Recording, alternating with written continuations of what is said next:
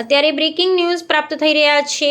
વાવ થરાદ જિલ્લાથી થરાદમાં યુજીવીસીએલની ઘોર બેદરકારી, શાળા નંબર 2 પાછળનું મૃત્યુનું નેટવર્ક। થરાદ વિસ્તારમાં આવેલ શાળા નંબર 2 પાછળના વિસ્તારમાં ઉત્તર ગુજરાત વીજ કંપની લિમિટેડ યુજીવીસીએલની ગંભીર અને જીવલેણ બેદરકારી સામે આવી છે। અહીં સ્થિત હાઈ વોલ્ટેજ વીજ ટ્રાન્સફોર્મર ડીપી પર ચોમાસાને કારણે બાબળ, જાડી ઝાંખરા અને વેલાઓનું મોટું સામ્રાજ્ય પથરાઈ ગયું છે। આ પરિસ્થિતિ ગમે ત્યારે મોટી દુર્ઘટનાને આમંત્રણ આપી રહી છે, જેમાં સૌથી ચોંકાવનારી અને ચિંતાજનક બાબત એ છે કે આ વીજ ટ્રાન્સફોર્મરથી થોડાક જ અંતરે આંગણવાડી કેન્દ્ર તેમજ 2 પ્રાથમિક શાળાઓ આવેલી છે, જેમાં દરરોજ અહીં માસૂમ અને નાના બાળકો શિક્ષણ મેળવવા માટે આવતા હોય છે। જેવા ટ્રાન્સફોર્મર તેમજ આસપાસના રક્ષણાત્મક ફેન્સિંગ ગેટ પર પણ લીલી વનસ્પતિ અને વેલાઓ વીંટળાઈ ગયા છે, જેમાં ચોમાસાની ઋતુમાં લીલી વનસ્પતિમાં વીજ પ્રવાહ કરંટ ઉતરવાનું ભારે જોખમ રહેલું હોય છે।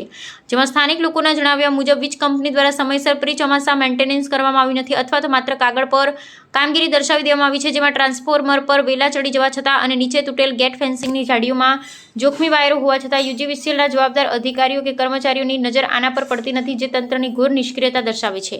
ને જો આ ચોમાસા દરમિયાન શોર્ટ સર્કિટ થાય કે કરંટ ફેલાય તો કોઈ માસૂમ બાળકના જીવ પર જોખમ આવી શકે તેમ છે। આ બાબતે સ્થાનિક રહીશોની માંગ છે કે વીજ કંપની તાત્કાલિક ધોરણે આ ટ્રાન્સફોર્મર પરથી જાડી ઝાંખરા અને વેલાઓ દૂર કરાવે તેમજ આસપાસ સુરક્ષિત ફેન્સિંગની વ્યવસ્થા કરે તેવી માંગ ઉઠી છે।